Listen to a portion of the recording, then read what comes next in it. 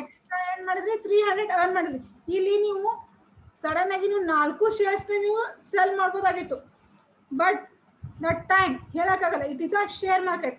ಇವಾಗ ನಿಮ್ದು ಮಾರ್ನಿಂಗ್ 9:30ಗೆ 400 ಇದ್ರಿ shares. Because of inflation, lockdown ಆದ್ಮೇಲೆ ಸಡನ್ ಆಗಿ ಪ್ರೈಸಸ್ ಜಂಪ್ ಆಗ್ಬೋದು ಎಲ್ಲ ಗೂಡ್ಸ್ ಮತ್ತೆ ಸರ್ವಿಸಸ್ದು.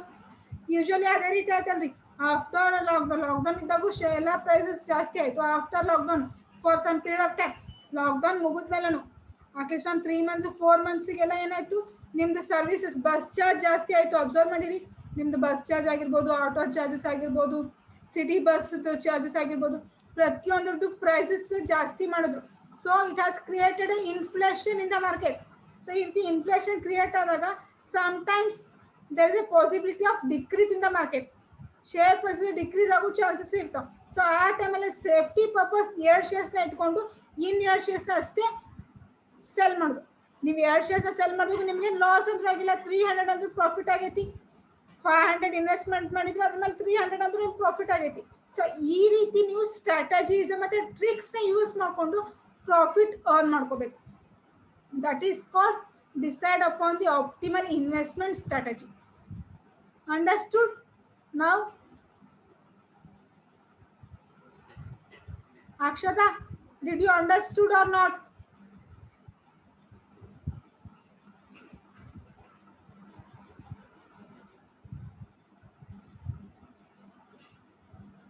Akshata, are you there? Are you listening my words?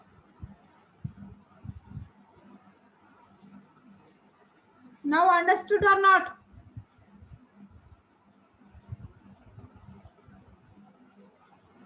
Then still any points I want to repeat? ಯಾವ್ದಾದ್ರು ಪಾಯಿಂಟ್ ಮತ್ತೆ ರಿಪೀಟ್ ಮಾಡ್ಬೇಕ್ರಿ ಈ 5 ಪಾಯಿಂಟ್ಸ್ ನಾಗಿಂದು? Anyone wants to?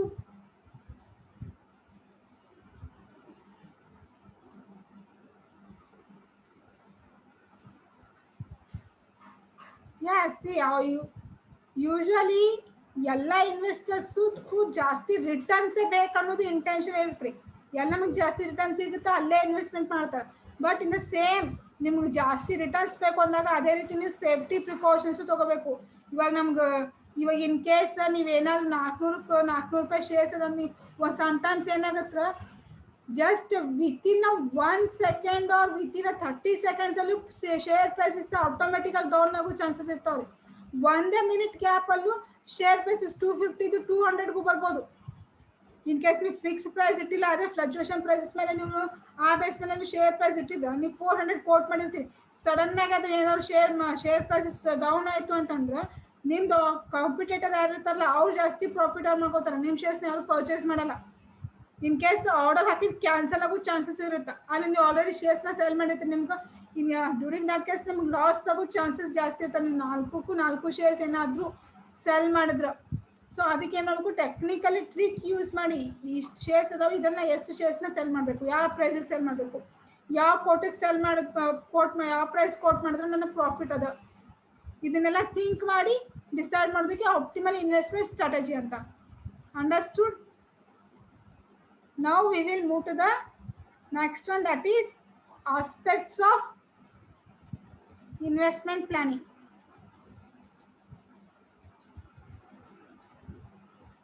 See, aspects means what we have to do for our investment planning. What are the elements are there? The first one is identification of financial needs and goals. That is not goods, this is goals. Some spelling mistake is there, correct it. Identification of financial needs. See, identification of financial need means for what purpose we are investing our money.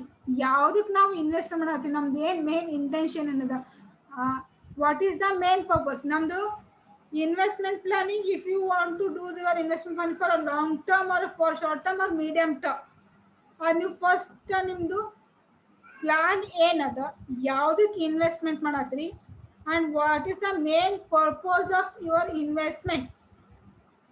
Usually ನಾವು ನಮ್ದು future benefit ಅಂತಾನೆ investment ಮಾಡ್ತಿರ್ತೀವಿ, present benefit ಅಂತ investment ಮಾಡಲ್ಲ. Some people short term investment ಬೇಕು ಅನ್ನೋರು within 2-3 months ಅಲ್ಲಿ ಅವ್ರು ಏನೋ ಒಂದು ಫೈನಾನ್ಷಿಯಲ್ ಎಕ್ಸ್ಪೆನ್ಸಸ್ ಇನ್ಕಮ್ ಮಾಡೋದಿರುತ್ತೆ, ಅದಕ್ಕೋಸ್ಕರ ಅವರು ಇನ್ವೆಸ್ಟ್ಮೆಂಟ್ ಮಾಡ್ತಿರ್ತಾರೆ. ಕೆಲವೊಬ್ಬರಿಗೆ ಫ್ಯೂಚರ್ ಬೆನಿಫಿಟ್ ಲಾಂಗ್ ಟರ್ಮ್ ಬೇಕು. ಲಾಂಗ್ ಟರ್ಮ್ ಅಂದರೆ ಏನು, ನೆಕ್ಸ್ಟ್ ಅವ್ರದ್ದು ಚಿಲ್ಡ್ರನ್ಸ್ ಎಜುಕೇಷನ್ ಅಂತೂ ಆಗಿರ್ಬೋದು, ಅಥವಾ ಅವ್ರದ್ದು ಡಾಟರ್ಸ್ ಅಥವಾ ಸನ್ಸ್ ಮ್ಯಾರೇಜಿಗಂತೂ ಅಂತ ಇಟ್ಟಿರ್ಬೋದು, ವೆಹಿಕಲ್ಸ್ ಪರ್ಚೇಸ್ ಮಾಡೋದಕ್ಕಂತ ಇರ್ಬೋದು, ಹೌಸ್ ಪರ್ಚೇಸ್ ಮಾಡೋಕ್ಕಾಗಿರ್ಬೋದು. ಸಿ ಇದಕ್ಕೆಲ್ಲ ಏನಾಗುತ್ತಾ, for it will take some long period of time, right. ನಿಮ್ದು ಈಗ ಚಿಲ್ಡ್ರನ್ಸ್ ಎಜುಕೇಷನ್ಸ್ ಅಂತ ಆಗಿರ್ಬೋದು, ಅಥವಾ ನಿಮ್ದು ಮಗ ಅಥವಾ ಮಗದ ಮದುವೆಗಂತ ಅಮೌಂಟ್ ತೆಗೆದಿಡೋದಕ್ಕಂತ ಆಗಿರ್ಬೋದು. ಸೊ ಇದಕ್ಕೆಲ್ಲ, ಅಥವಾ ನಿಮ್ದು ಏನೋ ಒಂದು ವೆಹಿಕಲ್ ಪರ್ಚೇಸ್ ಮಾಡ್ಬೇಕಂತ ಅನ್ಕೊಂಡಿರಿ. ಫಾರ್ ಎಕ್ಸಾಂಪಲ್ ಯಾವುದೋ ಒಂದು ಕಾರ್, ಒಂದು 10 ಲಕ್ಷದ ಕಾರ್ ಪರ್ಚೇಸ್ ಮಾಡ್ಬೇಕಂತ ಅನ್ಕೊಂಡಿರಿ. ಸೊ 10 ಲಕ್ಷದ ಕಾರ್ ಪರ್ಚೇಸ್ ಮಾಡ್ಬೇಕು ಅಂತ ಅನ್ಕೊಂಡ್ರೆ we have to go for the long term investment, right. ಅದಕ್ಕೆ ಇನ್ ಕೇಸ್ ಯಾವಾಗ ಅದನ್ನು ಪರ್ಚೇಸ್ ಮಾಡ್ಬೇಕಂತ ಮಾಡಿಲ್ಲ, ಇನ್ನ ಫ್ಯೂಚರ್, ನಿಮ್ಮ ಫ್ಯೂಚರಲ್ಲಿ ನೀವು ಅದನ್ನು ಪರ್ಚೇಸ್ ಮಾಡ್ಕೊಬೇಕಂತ ಮಾಡಿರಿ. ಪ್ರೆಸೆಂಟಲ್ಲ, ಪ್ರೆಸೆಂಟ್ ಇವಾಗೇ ನನಗೆ ಆನ್ ದ ಸ್ಪಾಟ್ ಒಂದು 10 lakhs ಕಾರ್ ಬೇಕಾಗಿಲ್ಲ. ಇನ್ ಫ್ಯೂಚರ್ ನಂದು ಜಾಬ್ ಆದಮೇಲೆ ಅಥವಾ ನಂದು ಲೈಫ್ ಒಂದು ಸ್ವಲ್ಪ ಸೆಟ್ಲ್ ಆದಮೇಲೆ, at that time you people want to purchase a car. So in future benefit adala, that is your financial need or financial goal in the future. And for fulfilling this financial need or financial goal in the future, we have to go for a long term investment, right? See, long term investment andre enili, it will take more than 5 years ಅಂತಂದ್ರೆ long term investment ಅಂದ್ರೆ ಏನು, at least ನೀವು ಏನೇ investment ಮಾಡಿದ್ರೆ specific 5 yearsಗೆ ಮಾಡಬೇಕು, ಅಥವಾ more than 5 yearsಗೆ investment ಮಾಡೋದು. In case ನೀವೇನಾದ್ರು ಫಿಕ್ಸ್ ಡಿಪಾಸಿಟ್ FD ಅಂತ ನೀವು ಇನ್ವೆಸ್ಟ್ಮೆಂಟ್ ಮಾಡ್ತಿದ್ರೆ, ಲಾಂಗ್ ಟರ್ಮ್ ಅಂತ ತಗೊಂಡಾಗ ಅಟ್ಲೀಸ್ಟ್ ಮಿನಿಮಮ್ 50,000 ಇನ್ವೆಸ್ಟ್ಮೆಂಟ್ ಮಾಡಿರಿ, 5 lakh ಇನ್ವೆಸ್ಟ್ಮೆಂಟ್ ಮಾಡಿರಿ, ಅಥವಾ 10 lakh ಇನ್ವೆಸ್ಟ್ಮೆಂಟ್ ಮಾಡಿರಿ. ಅಟ್ಲೀಸ್ಟ್ 5 years ಅಥವಾ ಮೋರ್ ದನ್ 5 yearsಗೆ ಇನ್ವೆಸ್ಟ್ಮೆಂಟ್ ಮಾಡೋದು. ಅಂದ್ರೆ 50,000 ನಾ ಆಲ್ರೆಡಿ ಹೇಳಿದ್ರೆ 2 ಡಿಪಾಸಿಟ್ಸ್, 2 ಬ್ಯಾಂಕ್ಸ್ ಅದಾವು, 7.5% ಇಂಟ್ರೆಸ್ಟ್ ಕೊಡುತ್ತೆ. ಅಂದ್ರೆ 5 years, ಮೋರ್ ದನ್ 5 years ಅಂದ್ರೆ ಅಟ್ಲೀಸ್ಟ್ ಒಂದು 7 yearsಗಾದ್ರೂ ನೀವು ಇನ್ವೆಸ್ಟ್ಮೆಂಟ್ ಮಾಡೋದು. 7 yearsಗೆ ಇನ್ವೆಸ್ಟ್ಮೆಂಟ್ ಮಾಡಿದ್ರೆ ಎಷ್ಟಾಗತ್ತೆ ರೀ, ನಿಮ್ಮ ಹತ್ರ ಒಂದು ಅರೌಂಡ್ 1 lakh ಅಥವಾ 2 lakhs ಅಂತ ಅನ್ಕೋರಿ ಅಮೌಂಟ್. 2 lakh ಡಿಪಾಸಿಟ್ ಮಾಡತ್ತೀರಿ, 2 lakh ಮೇಲೆ 7.5% ಇಂಟ್ರೆಸ್ಟ್ ಅದ. ಎಷ್ಟಾಗುತ್ತದು, 2 lakh ಮೇಲೆ 7.5% ಇಂಟ್ರೆಸ್ಟ್ ಅಂದ್ರೆ ಎಷ್ಟಾಗುತ್ತಾ, 18,000 madam. 2 lakh into 7.5 divided by 100, 15,000. ಇಯರ್ಗೆ ಎಷ್ಟಾಯ್ತದ ಇಂಟ್ರೆಸ್ಟ್, 15,000. ಅರೌಂಡ್ 15,000 ಆಗುತ್ತ್ರಿ ಅದು. Yes, madam. ಸೊ ಅರೌಂಡ್ 15,000 ಅಂದ್ರೆ, ಸೊ ಪ್ರತಿ ವರ್ಷ ನಮ್ಗೆ 15,000 ಇಂಟ್ರೆಸ್ಟ್ ಬರ್ತದೆ. ಸೊ 7 yearsಗೆ ಎಷ್ಟಾಗುತ್ತೆ ಅದು interest, total interest 1,05,000. 1,05,000. So 1,05,000 plus ಇವಾಗ 2 lakh principal amount. So 7 years ಆದ್ಮೇಲೆ ನಿಮ್ಗೆ ಎಷ್ಟು ಬರುತ್ತೆ ಅಮೌಂಟ್, 3,05,000. 3,05,000. ಸೊ ಇಷ್ಟು ಎಷ್ಟು 2 ಲಕ್ಷ ಇನ್ವೆಸ್ಟ್ಮೆಂಟ್ ಮಾಡಿ ನೀವು ಎಷ್ಟು ಆಫ್ಟರ್ 7 years ಆದ್ಮೇಲೆ ನಿಮ್ಗೆ ಎಷ್ಟು ಸಿಗುತ್ತೆ, ಜಸ್ಟ್ 3,05,000. ಸೊ 1,05,000 ಎಕ್ಸ್ಟ್ರಾ ನೀವು ಅಮೌಂಟ್ ಅರ್ನ್ ಮಾಡ್ದಂಗೆ ಆಯ್ತು just by depositing in a bank, ಹೌದಾ. ಅದೇ ರೀತಿ ಇಲ್ಲಿ ಏನು ಮಾಡೋದು, ಇಲ್ಲಿ ನೀವು ಫೈನಾನ್ಷಿಯಲ್ ನೀಡ್ ಅಂತ ಅಂದಾಗ ಲಾಂಗ್ ಟರ್ಮ್ ಸೆಲೆಕ್ಟ್ ಮಾಡ್ಕೊಂಡ್ರೆ ಈ ರೀತಿ ಸೆಲೆಕ್ಟ್ ಮಾಡ್ಬೋದು. ಇನ್ ಕೇಸ್ ಶಾರ್ಟ್ ಟರ್ಮ್ ಬೇಕಾಗಿತ್ತು, ಶಾರ್ಟ್ ಟರ್ಮ್ ಅಂದರೆ within less than 1 year, 1 year ಅಥವಾ ಲೆಸ್ ದನ್ 1 year. ಇವಾಗ 1 yearಗೆ ಅಂತಂದ್ರೆ ನೀವೇನು ಮಾಡೋದು, 2 lakhನ ಜಸ್ಟ್ 1 yearಗೆ ಅಷ್ಟೇ ಡಿಪಾಸಿಟ್ ಮಾಡೋದು. 1 yearಗೆ ಡಿಪಾಸಿಟ್ ಮಾಡಿದ್ರೆ ಅರೌಂಡ್ 2,15,000 ಆಗುತ್ತೆ ರೀ ನಿಮ್ದು amount, right. Principal amount, interest on 2 lakh 7.5% plus interest 15,000. So 2,15,000 ನಿಮ್ದು ಅಮೌಂಟ್ ಆಯ್ತಾ after 1 year, am I right? Yes, madam. 2,15,000 ಆಗುತ್ತೆ. ಸೊ ಇಲ್ಲಿ 2,15,000 ಆದ್ಮೇಲೆ ನೆಕ್ಸ್ಟ್ ನಿಮ್ದು ಬ್ಯಾಂಕ್ ಚೇಂಜ್ ಮಾಡೋದು. ಬೇರೆ ಯಾವುದೋ ಒಂದು ಬ್ಯಾಂಕಲ್ಲಿ ಮೇ ಬಿ ಒಂದು 8% ಕೊಡ್ತಾರೆ ಅಂತ ಅನ್ಕೊಡಿ. ಸೊ ಅಗೇನ್ ಈ 2,15,000 ಮ್ಯಾಗೆ 8% ಮಾಡಿದ್ರೆ ಎಷ್ಟಾಗುತ್ತೆ, 2,15,000 into 8 divided by 100.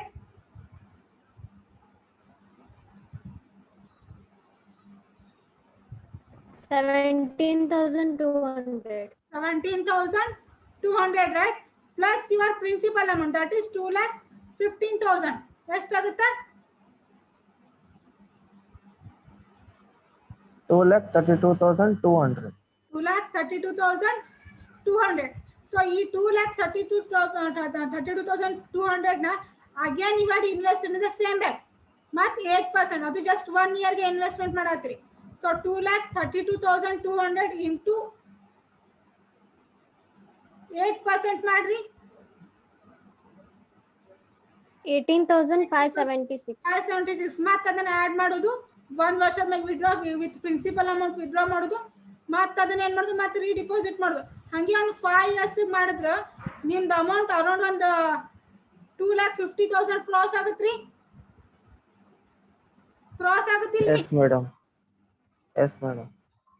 ಸೊ ಇವಾಗೇನ ಅಬ್ಸರ್ವ್ ಮಾಡಿದ್ರಿ ನೀವು, ಲಾಂಗ್ ಟರ್ಮ್ ಅಲ್ಲಿ ಮೋರ್ ದನ್ 5 years ಅಂತಂದಾಗ 7 years ಇನ್ವೆಸ್ಟ್ಮೆಂಟ್ ಮಾಡಿದಾಗ ಜಸ್ಟ್ ನಿಮ್ಗೆ 1,05,000 ಅಷ್ಟೇ ಇನ್ವೆಸ್ಟ್ಮೆಂಟ್ ರಿಟರ್ನ್ ಸಿಕ್ತು. ಹೌದಾ? ಈಗ ನೀವು ಅದೇ 3 years ಅಲ್ಲಿ ಜಸ್ಟ್ ಒಂದೊಂದು ವರ್ಷ ಇನ್ವೆಸ್ಟ್ಮೆಂಟ್ ಮಾಡ್ಕೊತ ಹೋಗಿರಿ. ಒಂದೊಂದು ವರ್ಷ ಇನ್ವೆಸ್ಟ್ಮೆಂಟ್ ಮಾಡಿ ಮತ್ತೆ ಅದನ್ನ ವಾಪಸ್ ರೀಇನ್ವೆಸ್ಟ್ಮೆಂಟ್ ಮಾಡಿ, ಒಮ್ಮೆ 7.5%, ಒಮ್ಮೆ 8%, ಮತ್ತೊಮ್ಮೆ 8% ಮಾಡಿದಾಗ ಮೂರು ಇಂಟ್ರೆಸ್ಟ್ ಎಷ್ಟಿದ್ದು ರೀ? ಫಸ್ಟ್ ಇಂಟ್ರೆಸ್ಟ್ ಎಷ್ಟಿತ್ತು? 15,000 ಇತ್ತು. ಅದಕ್ಕೆ ಪ್ಲಸ್ 17,200 ಬಂತು. ಹೌದಾ? ಪ್ಲಸ್ ಮತ್ತೆ ಎಷ್ಟು ಬಂತು? 18,576 ಆಯ್ತು. ಸೊ ಅರೌಂಡ್ ನಿಮ್ಗೆ ಎಷ್ಟು ಬಂದ್ರಿ? 50,776.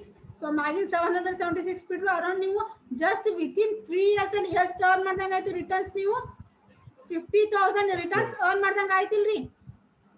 Which one is better now? Yes, sir.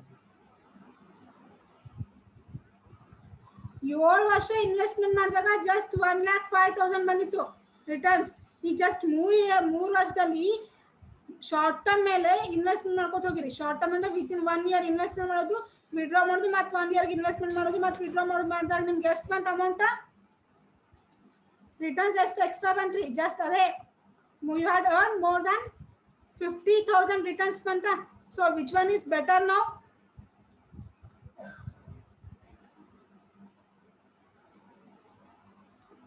ಯಾವ್ದು ಬೆಟರ್ ರೀ?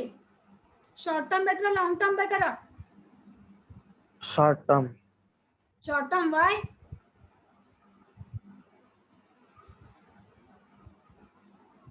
Why the short term is better? You can make more profits. Yes, we had earned more profit here. So in this way you have to decide whether you people want to go for a long term investment or a short term. ಇಲ್ಲಿ ಇನ್ನೊಂದು ಥರ investment ಬರ್ತದೆ, ಯಾವುದಂದ್ರೆ medium term investment. Medium term investment ಅಂದ್ರೆ more than 1 year. ಅದು short term ಅಂದ್ರೆ 1 year or less than 1 year ಅಷ್ಟೇ investment ಮಾಡೋದು. ಲಾಂಗ್ ಟರ್ಮ್ ಅಂದ್ರೆ up to 5 years or more than 5 years investment ಮಾಡೋದು. ಮೀಡಿಯಂ ಟರ್ಮ್ ಅಂದ್ರೆ ಮಿನಿಮಮ್ 1 year ಅಥವಾ more than 1 year. 2 years investment ಮಾಡ್ಬೋದು, 3 years ಇನ್ವೆಸ್ಟ್ಮೆಂಟ್ ಮಾಡ್ಬೋದು. ಓಕೆ, ಅಪ್ ಟು 5 years ವರೆಗೂ ನಾವು ಇನ್ವೆಸ್ಟ್ಮೆಂಟ್ ಮಾಡ್ಬೋದು. ಇನ್ ಕೇಸ್ ನೀವು 5 years ತನಕ ಹೋದ್ರೆ that will be called as a long term investment. Understood? Identification of financial needs and goals. Yes, madam. Any doubts?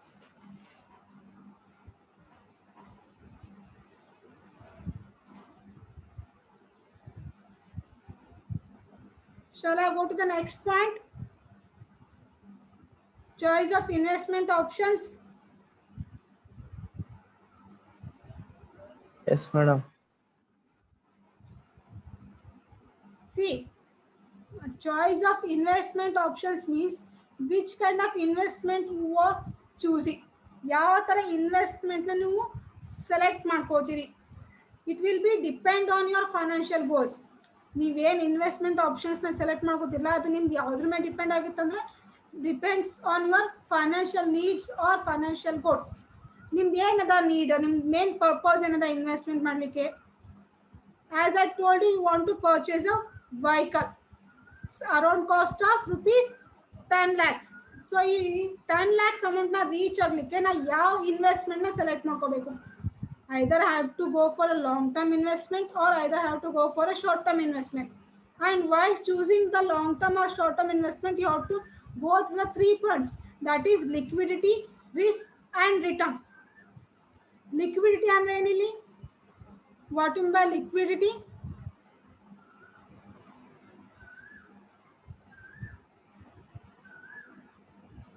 What do you mean by liquidity?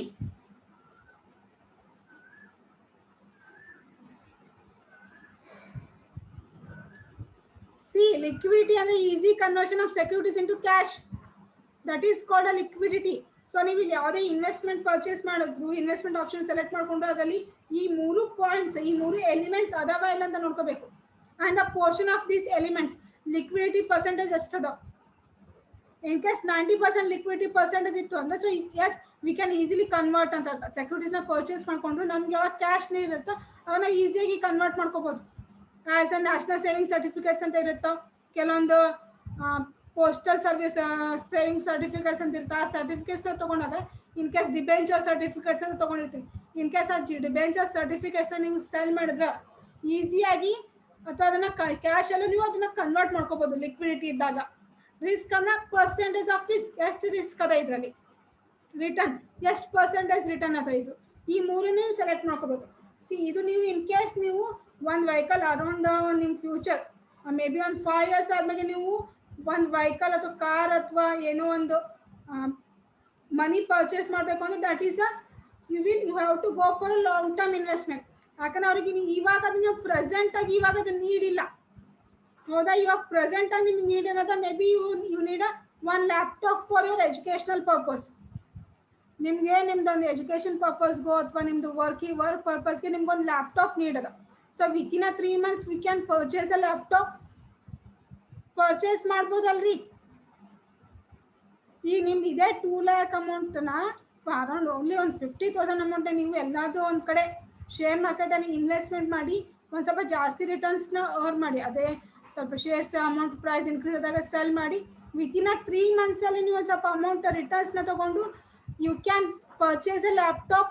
Laptop cost around it will ಒಂದು 50,000 to 60,000 ಅದಾವ laptop percentage. So ನೀವು 50,000 ಮಗೆ ಒಂದು 10,000 return ಬಂದ್ರೆ ನಿಮ್ಗೆ laptop available ಸಿಗುತ್ತಲ್ರಿ.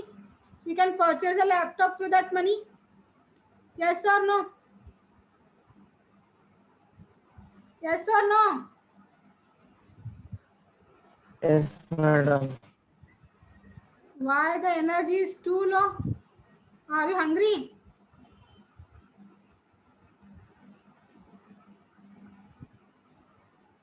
Yes, leave it. So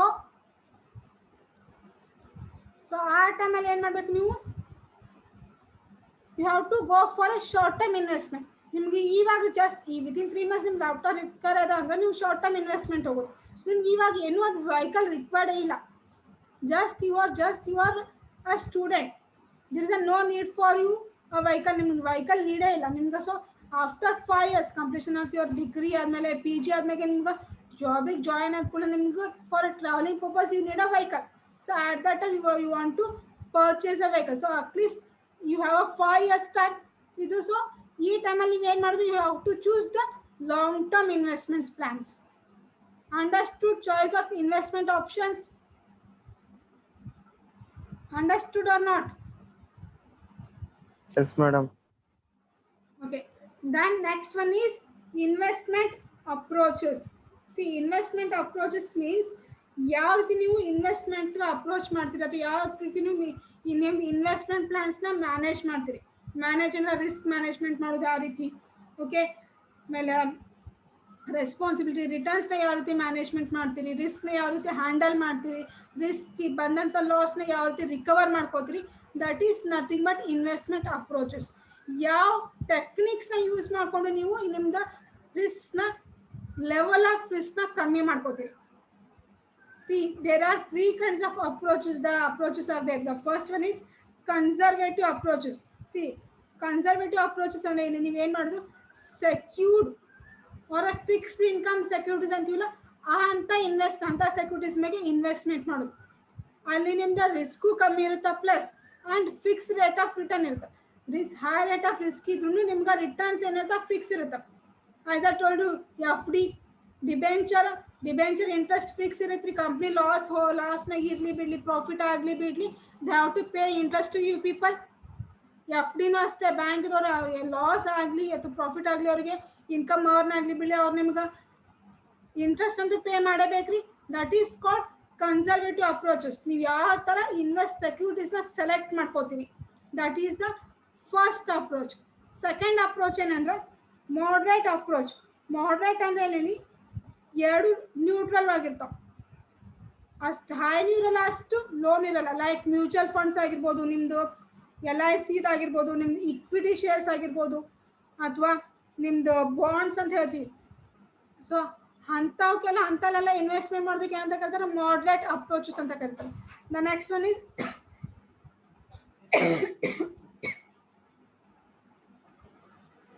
high risk ಇರುವಂಥದ್ದು approaches ಅಥವಾ high risk ಸೆಕ್ಯೂರಿಟೀಸ್ನ. If any investor want to take a high risk, ಅವನಿಗೆ ರಿಟರ್ನ್ಸ್ ಜಾಸ್ತಿ ಬೇಕಿಲ್ಲ, just he want to invest the money. Risk ತಗೊಂಡು ಇನ್ವೆಸ್ಟ್ಮೆಂಟ್ ಮಾಡುವಂಥ ಏನೋ ಒಂದು ಓವರ್ ಕಾನ್ಫಿಡೆನ್ಸ್ ಅಂತ ಹೇಳ್ತೀವಲ್ಲ, the person who is having more patience, more over confidence ಇದ್ದವರು ಅಂತ ಹೈ ರಿಸ್ಕ್ ಇರುವಂಥ ಸೆಕ್ಯೂರಿಟೀಸ್ನ ಪರ್ಚೇಸ್ ಮಾಡ್ಕೊಳ್ಳೋದು. ಸೊ ಇವೆಲ್ಲ ಏನಂತ ಕರೀತಾರೆ, ಇನ್ವೆಸ್ಟ್ಮೆಂಟ್ ಅಪ್ರೋಚಸ್ ಅಂತ ಕರೀತಾರೆ. ಸೊ ಇಲ್ಲಿ ನೀವು ಇನ್ವೆಸ್ಟ್ಮೆಂಟ್ನಾಗ ಯಾವ ರೀತಿ ನೀವು ಎಂಥ ಇನ್ವೆಸ್ಟ್ಮೆಂಟ್ನ ಪರ್ಚೇಸ್ ಮಾಡ್ಕೋತೀರಿ, ಯಾವ ರೀತಿ ನೀವು ಬ್ಯಾಲೆನ್ಸ್ ಮಾಡ್ತೀರಿ, ರಿಸ್ಕ್ ಮತ್ತು ರಿಟರ್ನ್ನ ಬ್ಯಾಲೆನ್ಸ್ ಮಾಡೋದಾಗಿರ್ಬೋದು, ರಿಸ್ಕ್ನ ಮ್ಯಾನೇಜ್ ಮಾಡೋದಾಗಿರ್ಬೋದು. ಆಮೇಲೆ ರಿಸ್ಕ್ ನೀವು ಇನ್ ಕೇಸ್ ನಿಮ್ಗೆ ಲಾಸ್ ಆಗಿತ್ತು ಅಂದ್ರೆ ಲಾಸ್ನ ಯಾವ ರೀತಿ ನೀವು ಕವರ್ ಅಪ್ ಮಾಡ್ಕೋತೀರಿ ಅದಕ್ಕೆಲ್ಲ. So that all the procedure is called as investment approaches. Okay, yes, any doubts in that aspects of investment planning?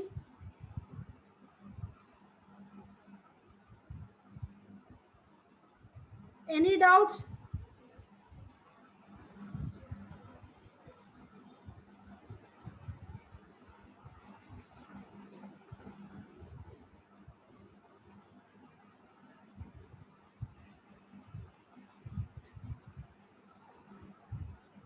Okay. So in our next class, we will discuss securities market. Okay. See, that is an important topic. I am telling in advance. Please attend in a more number. Tell all your friends to attend that class. Okay. Thank you. Have a nice day.